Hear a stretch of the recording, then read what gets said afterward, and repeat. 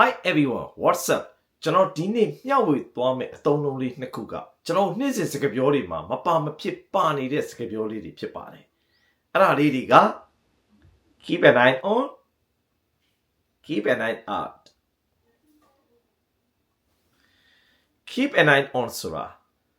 ရှိနေပြီးသားဟာကိုအာယုံစိုက်ပေးဖို့ကြည့်ပေးဖို့ပြောချင်တယ်ဆိုရင် keep an eye on. Keep an eye out ဆိုတာကတော့ဖြစ်လာမဲ့ဟာကိုအာယုံစိုက်ပေးဖို့စောင့်ကြည့်ပေးဖို့ပြောချင်တယ်ဆိုရင် keep an eye out. Can you please keep an eye on my bed while I grab coffee?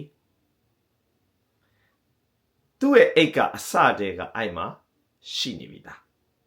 Keep an eye on. Parents need to keep an eye on their kids in the park.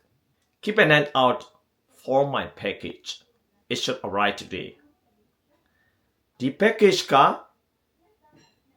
ရောက်လာဖို့ရှိတယ်။အဲ့ဒီရောက်လာမယ်ဖြစ်တဲ့ package ကိုအာယုံစိုက်ပေးဖို့စောင့်ကြည့်ပေးဖို့ပြောတာ။နောက်ဗီဒီယိုမှာတွေ့မယ်နော်။ Bye bye.